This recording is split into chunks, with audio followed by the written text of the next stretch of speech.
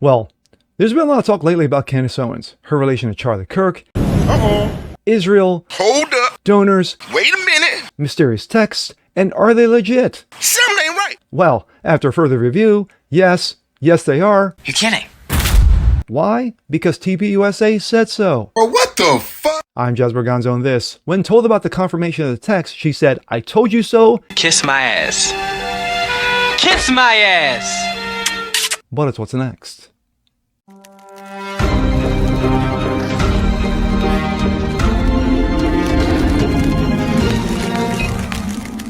What's up, everyone? Jazz Berganzo, what's next? Your daily dose. Hope you guys are feeling good today on this Thursday. And wow, the last 24 to 48 to even 72 hours has been crazy, especially in Charlie Kirk land, or shall I say Candace Owens land.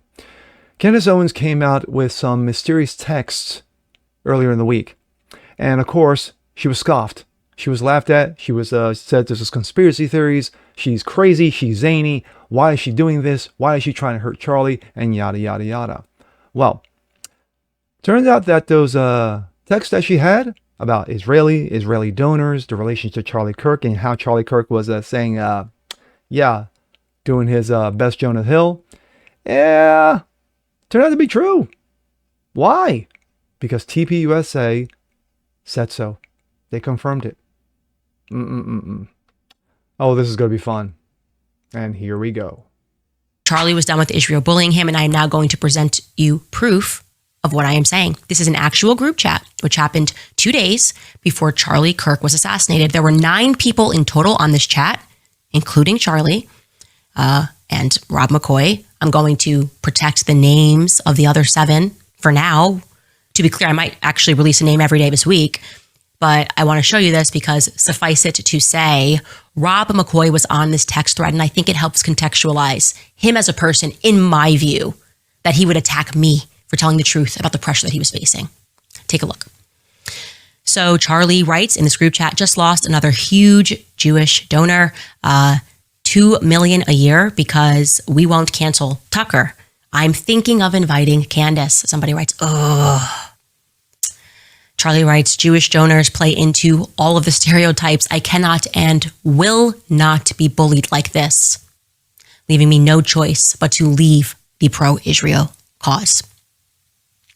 Then somebody writes, a donor writes, please do not invite Candace. That might feel good short term, but it's not good long term. In my opinion, like all groups, you're going to get a wide variety of opinions. That nasty free will thing that God bestowed on us makes life frustrating at times after the dust settles a bit, maybe. So again, this is 48 hours before Charlie Kirk was assassinated. He was very clear and he was very explicit, and he did not back down, not in that Hamptons meeting, which they're all lying about, nor in this text thread. I'm not going to reveal the names of the other 7. Actually, you know what? I disagree with myself 4 seconds ago. Let's just throw in Josh Hammer for funsies. He's on this chat, okay?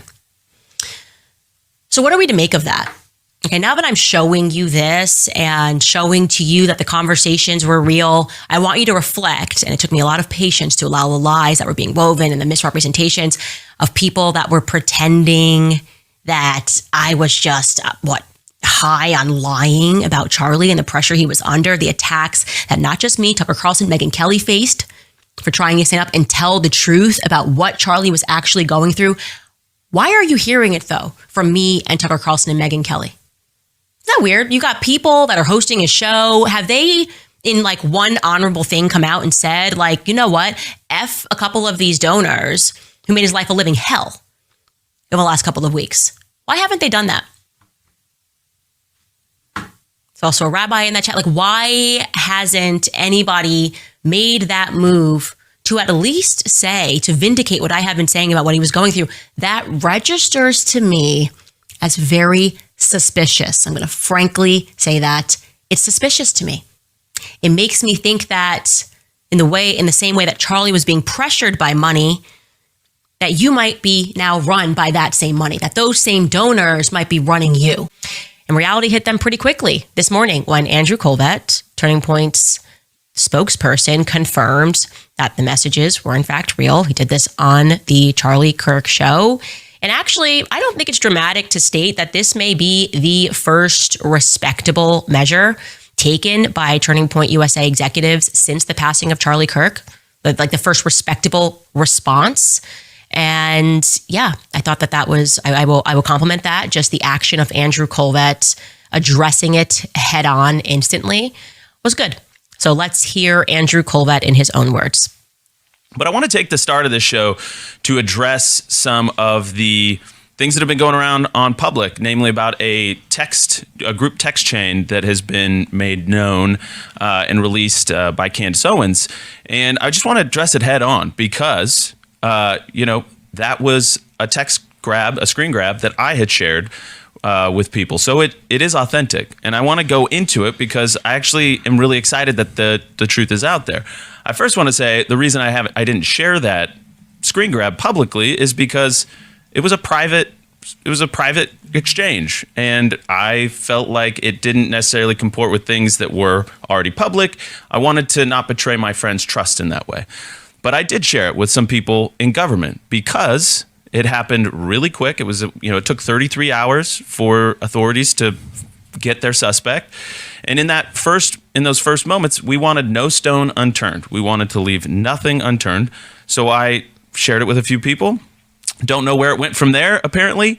But here we are. So one of the reasons, Blake, that I'm glad to have this now public, it was not mine to share publicly, but one of the criticisms we've received is that we don't care. We're not investigating every lead. We're not looking under every stone, and that somehow we're just sweeping things under the rug.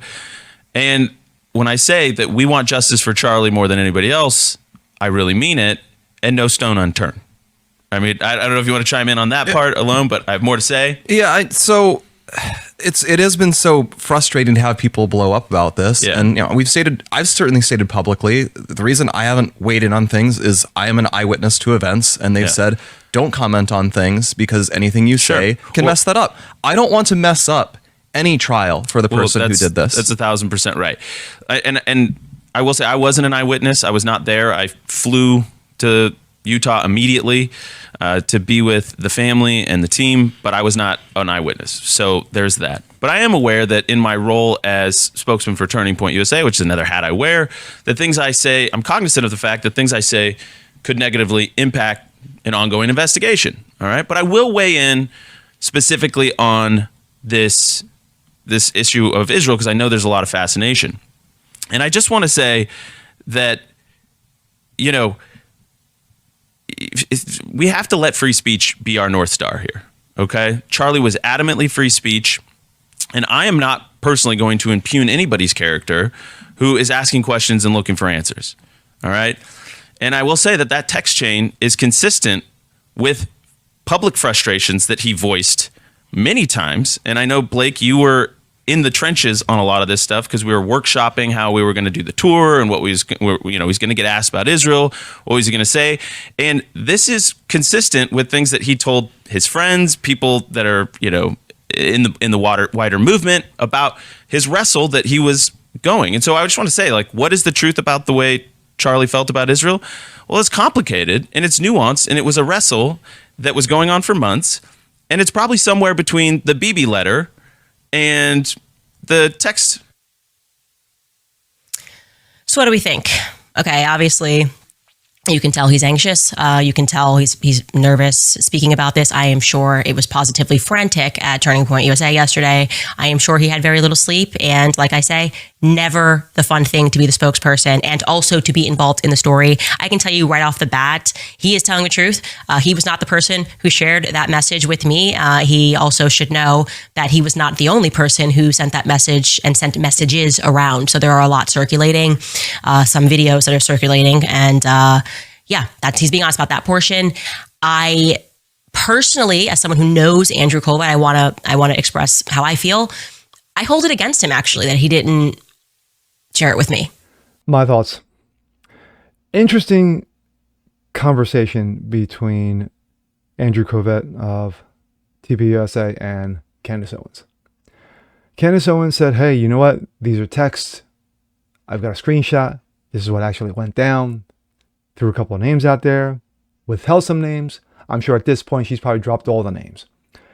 But a lot of people, like myself, was very skeptical when she first, said, hey, you know what? I've got receipts. Here they are. And of course, I guarantee you that half of the people who saw this were like, you're smoking crack. You're smoking crack. Not that Charlie had issues with Israel, because he clearly did, and he said it in a number of videos that he did have issues with the government of Israel and not the theology of Israel, or shall I say the faith, Judaism, what have you. But there were times that I really liked Candace. I did. I mean, she was a staunch warrior. She started out as a card-carrying lib, and then she went, she became a Christian, and things changed. And then, of course, her philosophy changed, her show changed, and what have you. Then the whole, she converted to Catholicism. She had the issue with, Daily Wire, her and Shapiro, were going at each other's throats, and now we're up to this. So, of course, she wants to get to the bottom of it. She wants to get to the truth of who took Charlie out, because she has conspiracy theories. Anybody who's watched her show, she's got a number of conspiracy theories and has brought a number of people on there in regards to it. But I'm not a fan of conspiracy theories. No, I'm not. Do I believe JFK got hit by a lone gunman? No. There were multiple. Do I believe the CIA might have been involved? Possibly.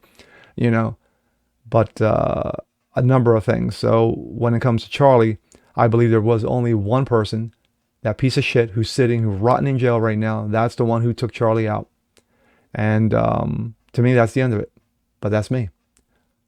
But when it comes to this, is that his issues with the Jewish government, issues with Israeli government, that was Charlie's problem. That's what Charlie's issue.